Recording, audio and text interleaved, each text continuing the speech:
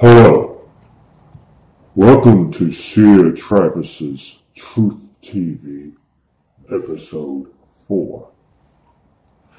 In this episode, I wish to discuss the role that child abuse serves in societies worldwide. This applies to any society, whether it's a Western society or a regime or what have you. They're all lie-based societies.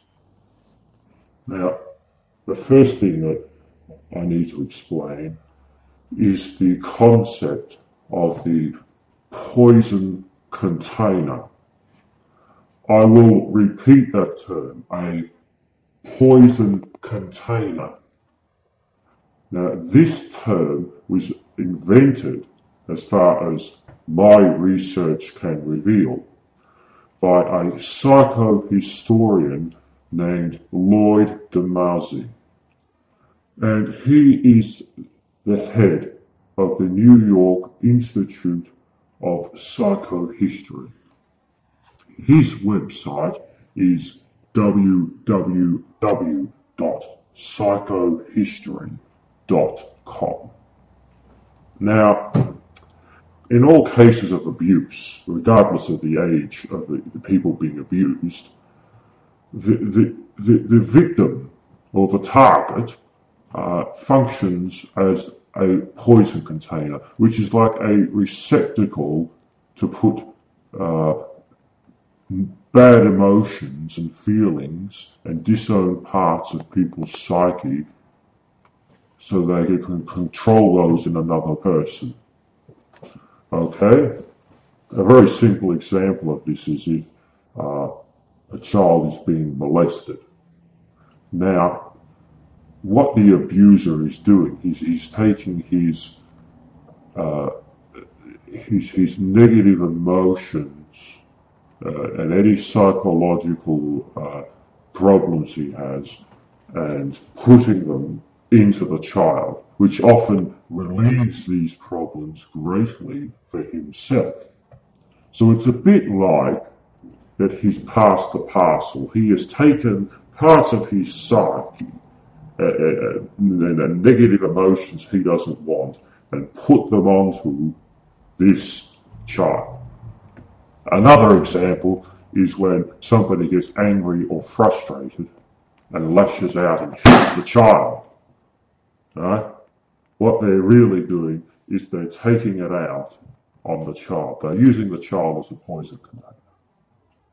Now, societies have decided to use a system to control and gain loyalty from adult citizen slaves by allowing them to have near total ownership of any biological created child that they make via the marriage and family unit structures.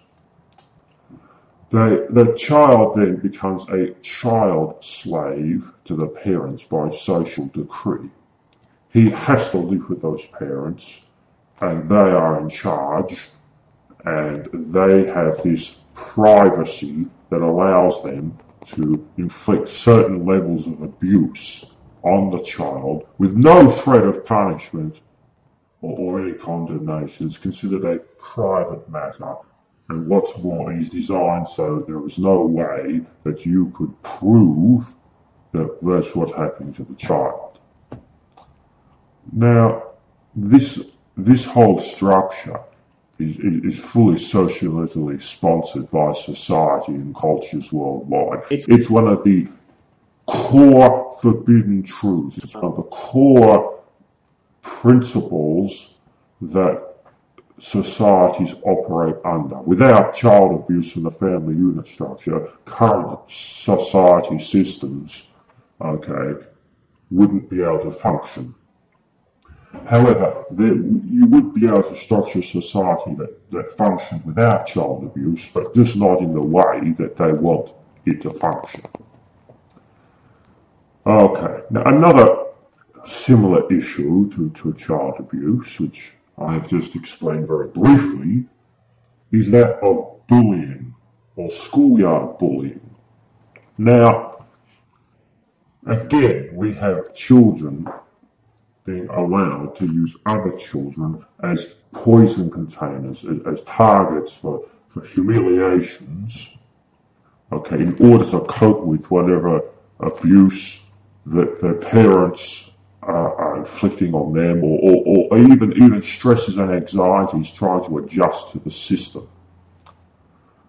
Now, these abuses, combined with attacks on sanity and rational thinking abilities by society and the parents, such as telling them lies and myths to young, impressionable, vulnerable minds of children, that the God creature exists and they're being monitored by God all the time, and society is good.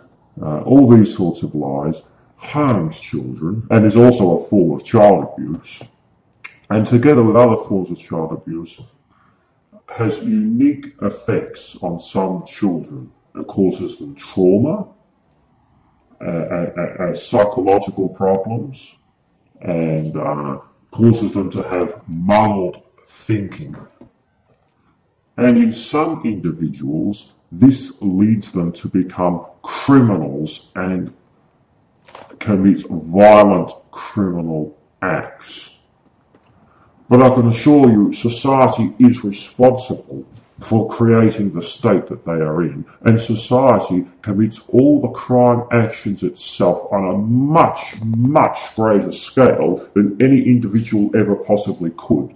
And then it just changes the label for its actions so it can pretend that it's not somehow responsible.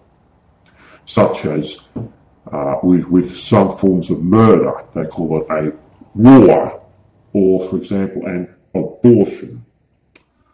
Now, of course, we also have the death penalty, which is a socially sponsored murder, which occurs in some countries also.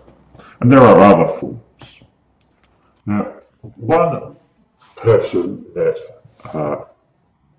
I would like to mention that has been the victim of this process is the Port Arthur gunman, Martin Bryant. Now, Martin is a tortured victim creation of his society. He was subjected to trauma, abuse, and all sorts of terrible, terrible damage to his mind, his thinking, and his psyche while he was a developing child. And eventually Martin grew up and had a profound insight one day that he was the victim of a terrible injustice, and he was, and that he was going to suffer for the rest of his life, and that he wanted revenge. And he had every right to get revenge by shooting dead 35 people at Port Arthur on that day. And you people created Martin, and you're not good people. You just pretend you're good, and you brought it on yourself, and you deserved it.